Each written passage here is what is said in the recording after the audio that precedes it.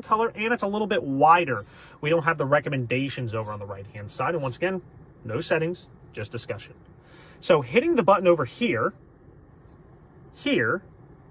or over here all operates exactly the same because it's the same button. It makes no difference.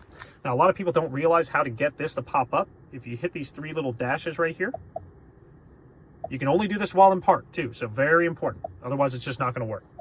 So starting off with navigation, it's probably the easiest page of the whole car. We just hit this little button right there, or here, or on the main menu. It doesn't make any difference. While we're on navigation, of course, we can see search for destination. Well, that's what we're going to do.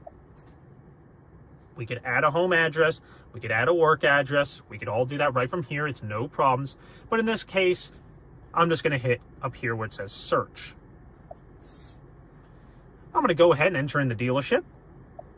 Actually, let's do Miami. Let's do somewhere far.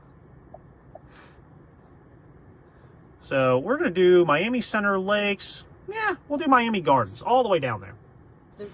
And obviously that's further away than this car has a capable range of. Your route includes traffic.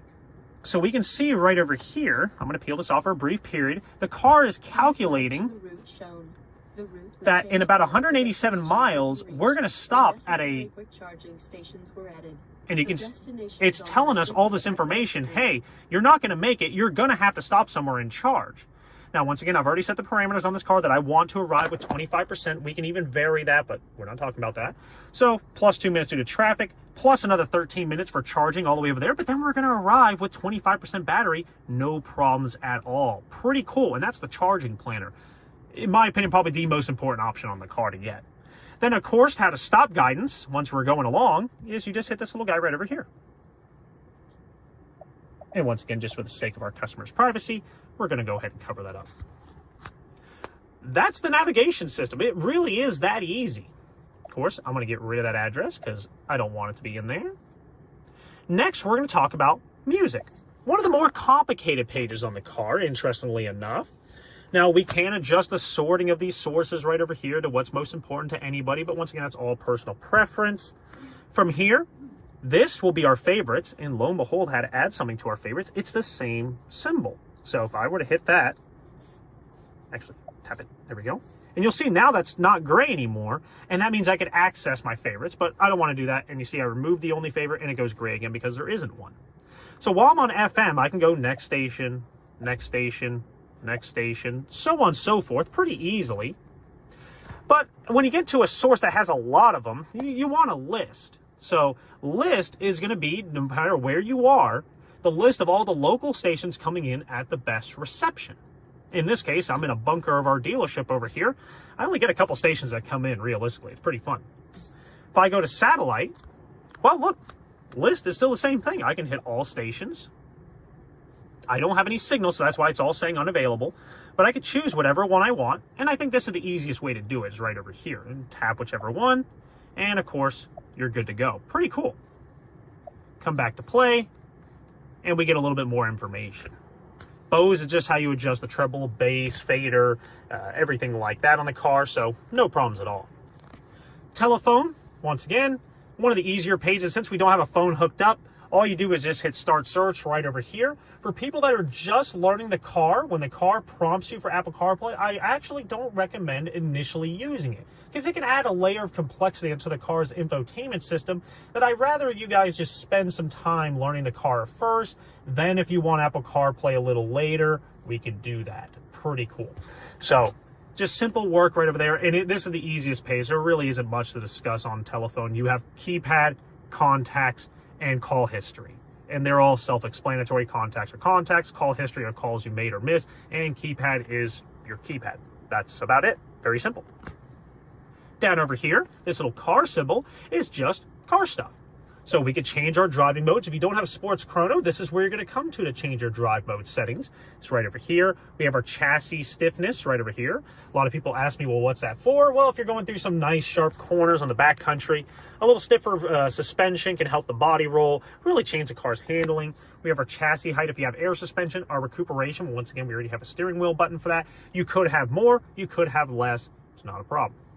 Assistance is going to be right over here. Is all of our safety equipment around the car, so we can manually pull up our cameras. We're already going to have a button for that. Lane keep assist, of course, helps you that if you start drifting from the lane and you actually get towards the edge of it, it'll actually kind of scoot you back.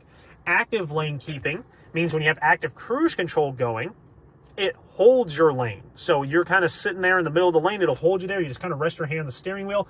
On long, straight roads, and I'm talking long ones, it can try to think that, hey, you're not having your hands on the steering wheel, because it looks for kind of a little bit of fight on the steering wheel. So if it ever does that, just give the steering wheel a tiny little jiggle like that, and it'll go, ah, okay, you are still here. No problems. Common to see. Lane change assist is blind spot. Intersection assist, of course, prevents you from hopefully getting T-boned. Maneuver assist, if you're backing up and the car suddenly brakes. Actually had a customer tell me about this just the other day. They're trying to parallel park and the car suddenly brakes when they're trying to get too close. And of course, it can be pretty aggravating when you're trying to parallel park. So that's the one we're going to want to disable there. Rear cross traffic alert, pretty useful. Egress warning. I'm in Florida. We don't really have any steep hills or much of anything there, so can't really attain to much of that there, but it's supposed to be if you're pulling out and it's a possibility of you bumping the rear end of the car because it's so steep, it'll give you a warning saying, hey, you probably can't do that. Pretty neat. Trip computers right over here.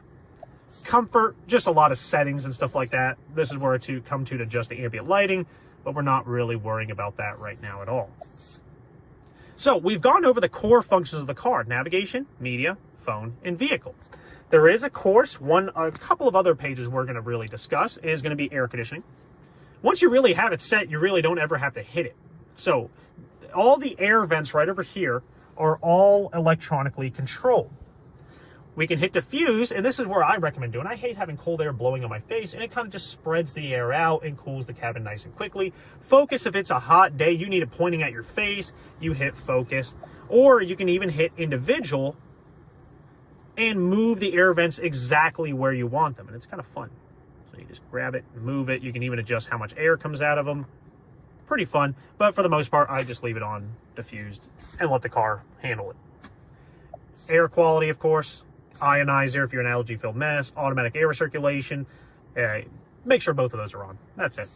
Pre-cooling and heating. Once again, we've already talked about how I've already set all the settings, but when I unlock the car, it's automatically going to, of course, start turning on the AC if it has sufficient charge. Pretty neat. Last page we're going to talk about, but it's very, very brief, is HomeLink. Garage doors are all different. I can't come out with a singular video, unfortunately, really how to program your garage door, because each garage door company has a slightly different format. But you would hit configure new profile. It tells you, of course, hold the remote that you're going to have and point it at the screen and press and hold the button. It proceeds through the steps. You hit next. My secret is when it says, hey, would you like to synchronize? And you go through the synchronization steps and it says, did it work? Even if it didn't, hit yes. Then from there, there's some other steps we got to do. That's a little different depending on each garage door motor. So we're not going to get into that one on here because I hate to say it, but each one of those kind of needs a personal touch from somebody that's really good with it. So you can give me a call or anything like that. I can try my best. Now we're getting into this little screen right over here. As we discussed, these buttons are the same as those buttons.